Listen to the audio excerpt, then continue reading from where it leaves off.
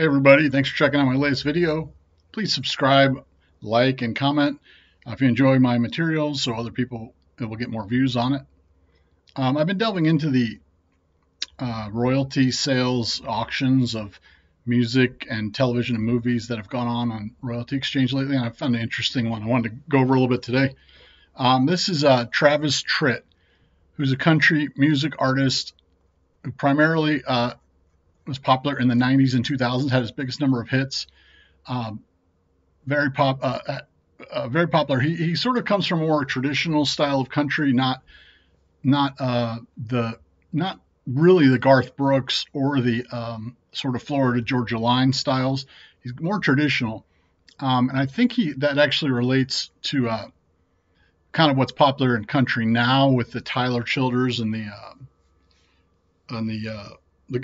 guy Sturgill Simpson, who my wife went to high school with. So I think his stuff should carry over, but this is an auction that's already closed. I just wanted to go over it. He had a lot of hits in the 90s and 2000s. I can see his albums. He had 5 top 10 albums, country albums, on the country charts in the 90s, and 4 more in the 2000s. He's also been in a bunch of movies. He's won 2 Grammys. His singles, he had a lot of top 10 country hits from 89 to 92, 94, 95, 96, and then 2000, 2001, 2002. I actually saw him in concert. Somebody gave me free tickets, and I was sort of indifferent, but it was great. He really put on a good show. Some of the big songs you might know by him, here's 3 of the biggest ones I think that are generating royalties. Here's a quarter called Someone Who Cares. This has 9 million views, but it was only uploaded. You know, it wasn't from when it was out.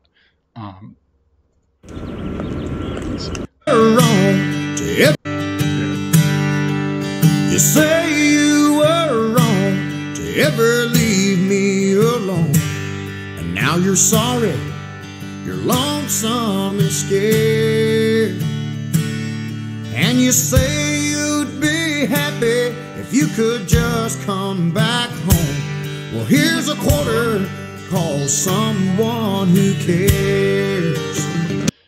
And then Anymore. This is from a live. Well, I had these queued up, but my mind keeps recreating, pretending you alone, and I'm tired of pretending that I don't love you anymore.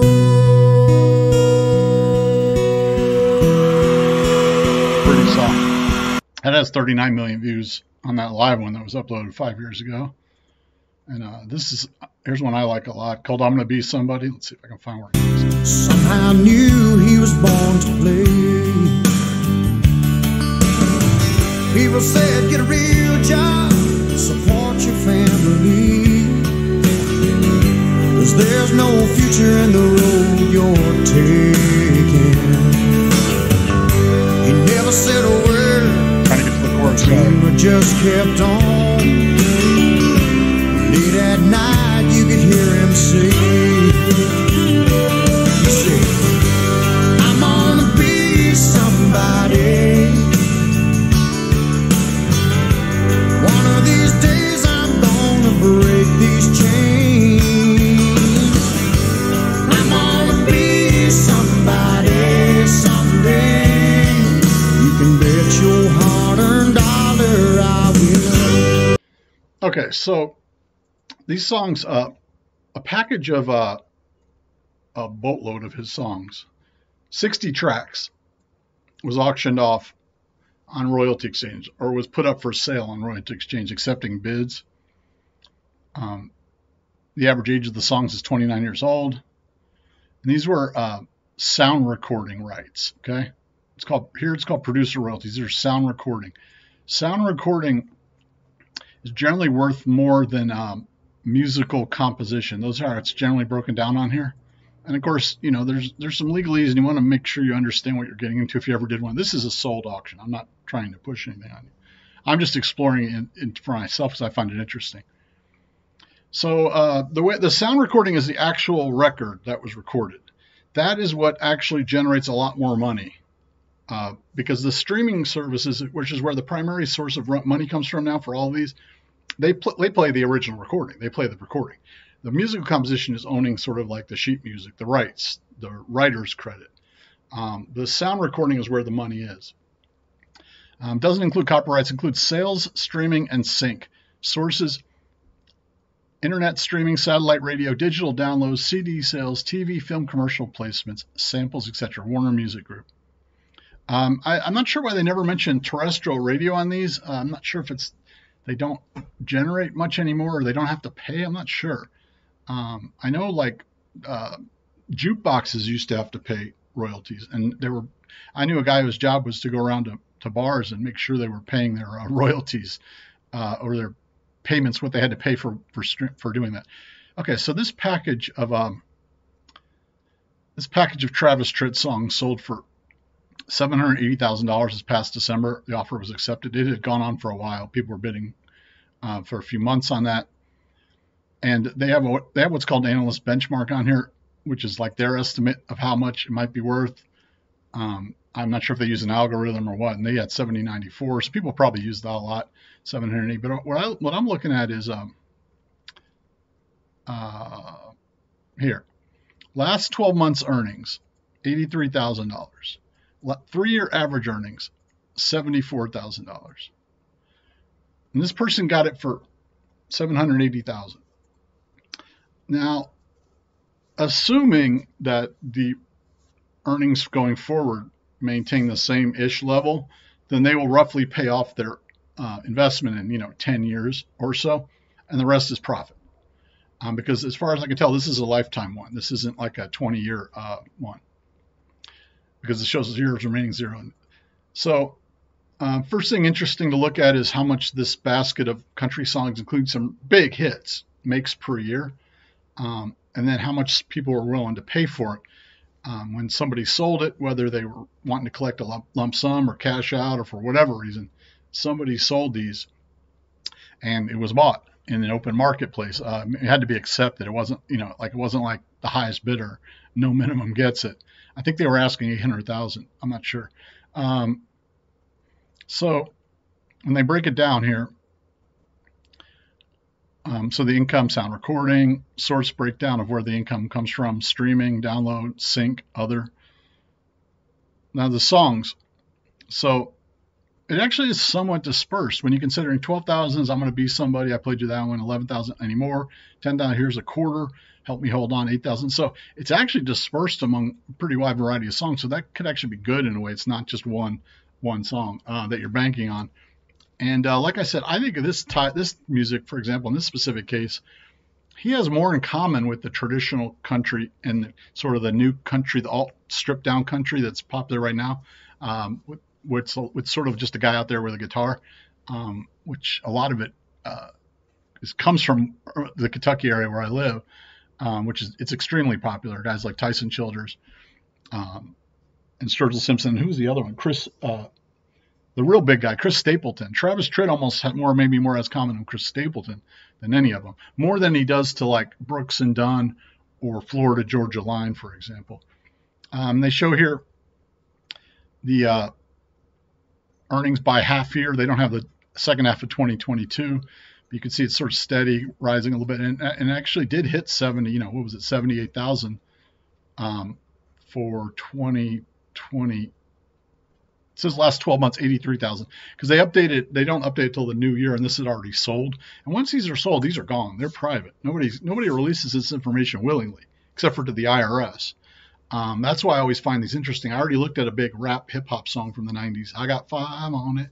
And I looked at royalties that came in from a television director royalties it was a package that included a lot of director of shows of X-Files and Supernatural, among others. So this is generated, again, 74 average last 3 years, $74,000 a year. And somebody paid about 10 times that, basically. So it's an interesting one. Like I said, here, looking at the tracks that it includes, there's 60 of them. One thing to note on here is there's a lot of Christmas ones. And actually, Christmas songs can be a thing that's why so many artists put out Christmas albums, is because they can sell these in, can generate, plays every year if they're popular. Another Christmas one. And it's got a couple albums. These might be like CD ones. I'm not sure if they're on iTunes or what. A couple combination. A few Christian type oriented ones, although he wasn't a Christian artist by any means, Christian music artist. Trouble, I believe that's the Elvis one. I remember that song as well. And then these compilations, so this may be albums as well. And then there's a couple with Randy Travis that are on here as well. So pretty neat thing to see. I mean, I haven't gone through to see if all his top 10 hits are on there. Let's see.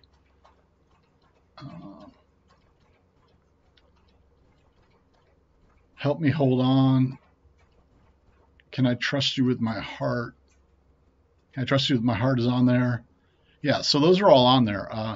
That's pretty impressive. And I think it seemed like a good deal to somebody. You just have to be willing. They had to be willing to plunk down $800,000. I mean, these are people who probably know the music business pretty well. And now is Travis Tritt going to fade off? Is country music going to lose popularity? It doesn't seem likely. Is he going to establish? Are some of his songs going to be more in the classic country, in addition to sort of the 90s country niche where they are? I think there's a good possibility of that. Like I said, that's his style. And could he have a renewed surgence if some of these newer artists start saying, oh, yeah, who's the guy you liked growing up? And they're like him.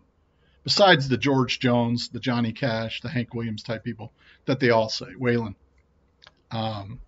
Anyway, thought that was interesting. Just want to pass that along to you. So a basket of Travis Tritt singles, the sound recording royalties, a basket of songs sold for $780,000 recently, and it generates over the past 3 years $74,000 in average earnings. So like if somehow it popped, whether from a movie or for whatever reason, a commercial or somebody, then that it could go to 150,000 in a year, or like I said, if somebody gives them the imprint of like, he's a legend type thing, or something else could happen. You never know.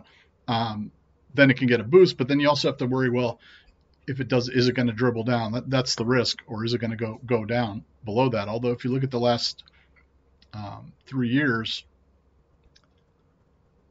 67, 71, 82. So doesn't seem like it's going anywhere. I think somebody got a good deal, but again, it's just putting money down for the future. Some of these they do almost as a bond or as an annuity.